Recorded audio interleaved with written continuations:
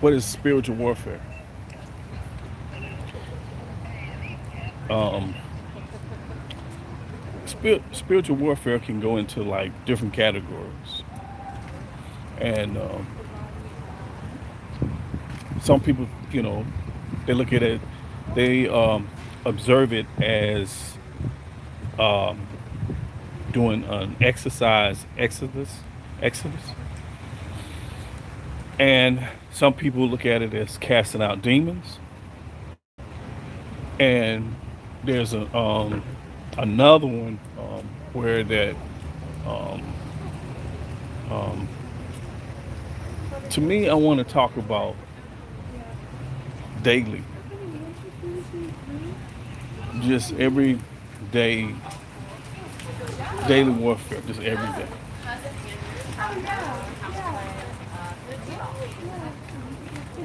just everyday warfare, daily.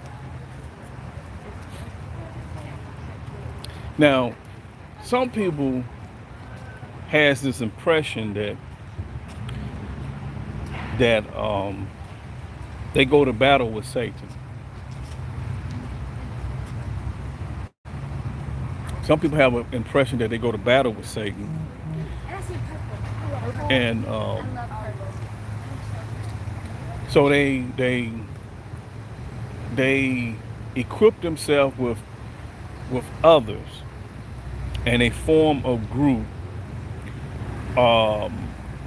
Maybe by phone, or by it used to be mainly physical, and they come together and they pray, and they pray about, they pray for people, basically they feel like they're under some type of demonic attack, so they come together to pray against the forces of darkness. Now, I really think that we're living in a time we're in a different time, a little era, and I'm not going to so much like talk about the errors and the flaws of those who have, um, you know, you know, what they practice. I'm not going to do that. But I tell you this: what I'm going to do is I'm going to mainly um, want to talk to some people about, you know, now. You're talking about like now time. You know, like now time. What I mean is daily warfare. What do you do? What is it?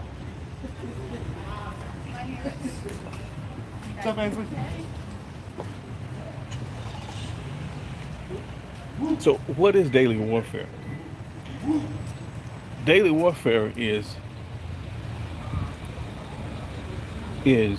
dealing with demonic forces that tends to uh, get you off track with God, get you off track with faith,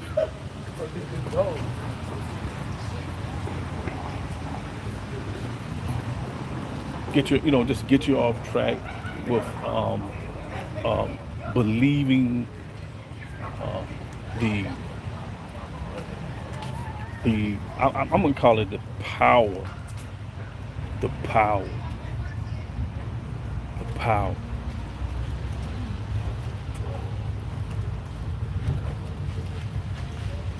Oh, excuse me. You have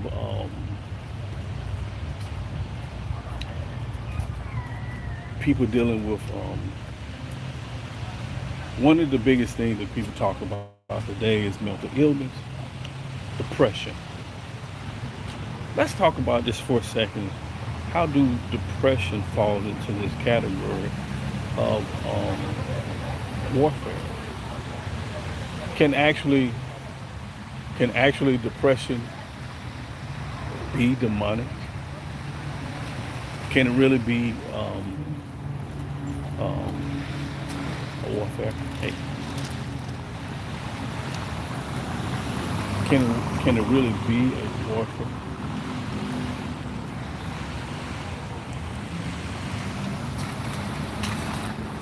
And let's look at it. How do depression makes a person feel?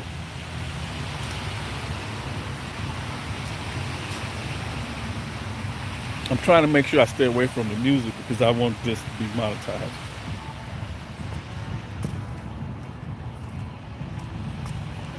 So how do depression make a person feel? It makes them feel um um it makes them feel let's go back a little bit. Um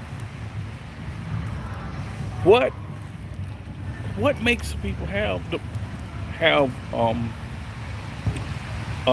they feel pressure? Well, okay, let's talk about like what about a marriage? One of the biggest things in depression is relationship. That is one of the biggest because relationship when things has to do with love and hey, how y'all doing now? Yeah. You know, when things has to do with love,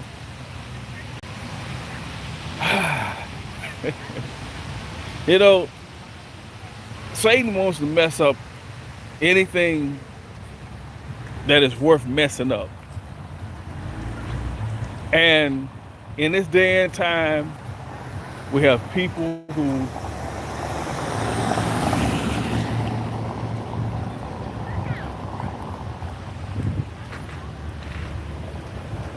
we have people that are very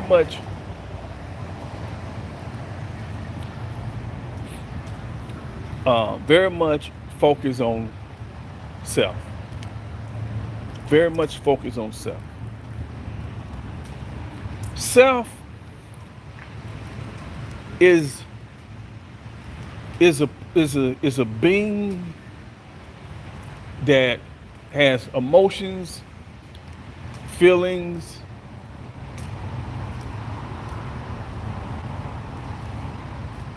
and within that emotions and feelings, it can be things from the past that has that created this that created this negative energy that flows sometimes.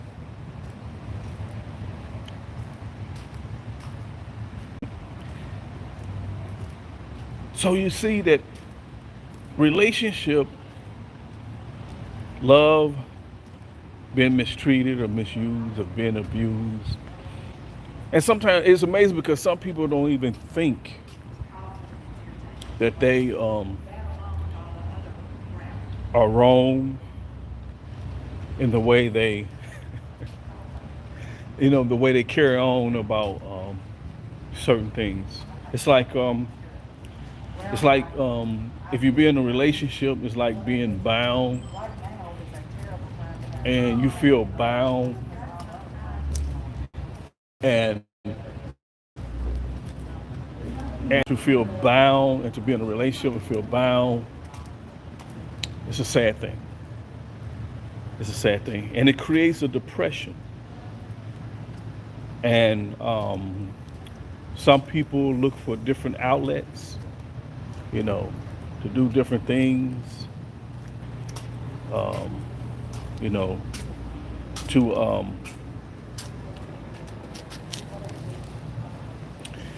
to um, to find a way out, like a way to escape. And when you have people who go through relationship depression, uh, they make choices or decisions that sometimes that cost them the relationship or cost them the time um, that is spent that can become warfare because now Satan, if you know, hopefully you're born again. I'm talking to a person that um, is saved because it's important. Because if you're not saved, you're not going to really take this in a great understanding. You know, saved is when you've been gave your life to the Lord, and I'm talking about your past or what you're dealing with, but just the fact of dealing with life in the scriptures, which is our Bible and our instructions, is our definitions, is where our definitions, our meanings come from, and definitely depression can come from things that goes on into a relationship that makes a person feels uh, uh, lost and abused. Now, it says that we do not fight against flesh and blood, and I want you to really understand what I'm about to say. It's because it's because flesh and blood, you do have problems with flesh and blood. This is the way the Spirit began to give me great understanding of this. You do, you do have problems with people. Okay. But what the Lord is saying is that that's not the root of it. You do, is that you don't fight against flesh and blood. That means that you do have problem with people, but that's not the root of it. That's not what's pushing this whole thing. Something in their life that is not just. I'm gonna give you a great example. If the fruits of the Spirit was done in one person, and the other person, is an abusive mouth, or abusive attitude, way, and these two entities are together, these two people together, then Satan comes in. Because what he'll do, he will cause friction in the person who is not practicing to be aware of what's making them be or act the way they are acting. And that is, and then now you have this person who is practicing the fruits of the Spirit with a person who has this nasty attitude and this way of thinking. This becomes a conflict. So now the person that is practicing the fruits, they're in warfare. Okay. Now the next thing that I want to talk about, I really want to do another segment on this here, but because now we're addressing warfare and depression that is in relationships. That's the reason why you're talking about like practicing. It's what I'm saying. It's important to practice the right things. It's important to practice it. Don't just preach it or talk it. Tell somebody else what they need to do. It's practice. You have to practice. You have to, and you definitely have to practice at the time and at the point of time when this is impressed. You know what I'm saying? When this is a press, when this is a press upon someone, this is a press upon you to act. Just think about it. Okay, just think about it. Uh, uh, let's see here. I'm gonna give you a great example. People that, in their mind, they always think something wrong with other people. Even if the person does something wrong or something happens, right then in their mind, they examine that person. They examine their ways. They examine, but they're not examining their ways. I don't know if you get what I'm saying. Hey, how you doing? I don't know what you get what I'm saying. That's the type of person that if someone was in a line, maybe bump them, or like say for instance, say something to them off, whatever, you know, and not meaning that way, they actually would take it the wrong way. They can't practice it because practicing is when something does go wrong and somebody do say something to you, and you are inside, you're recollecting what they're saying with God. So you're going to handle the situation the best you can with God. With God. With God in mind. You're going to handle the situation with God in mind. Everything you do, you handle with God in mind. When people leave God out of it, listen, it's because they don't practice it in their life. They don't practice in their life, and God, and things will happen. Things will come. Listen, it's coming. And when it do come, hopefully they not in a place where they get in trouble or are escalated to something that really, really, really, becomes, really bad. So hopefully it doesn't escalate into that. So just to recap, a little recap. So relationship warfare is when you have two people and one person they're not fighting. They are not progressing in the fruits in their life. They're not progressing in the fruits in their life. And when things that don't even make any sense of getting, moved, now here's come warfare. Now the person who's practicing the fruits of God, basically, definitely, they can overcome depression better than the person that is not practicing fruit. So listen to this. This is a good one. So this shows you that even if you are not the problem, you still must practice the fruits of the Spirit. You must practice these fruits of the Spirit. You must practice these fruits of the Spirit. What is I'm saying? See, when things happen, you must have God in mind. Must have God in mind. So if you're not wrong and somebody coming against you, you got to be able to you have to be able to how can I say this? Find your ground with God inside. Find to be humble, to listen, to hear what God has to say about what is happening. God will give you peace. God will protect your mind and your heart. He said He will protect your mind and your heart. And you might say, well, how is I'm fighting warfare? See, that's what I'm saying. God is fighting warfare. God is dealing with the warfare. This is the key to warfare. This is warfare. God is dealing with it. You have to become in the place where personally inside God is dealing with this.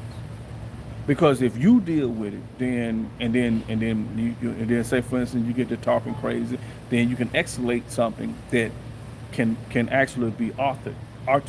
Because I'm gonna tell you something: when you trust God in fighting your battle, you can't just say you trust in fighting your battle, and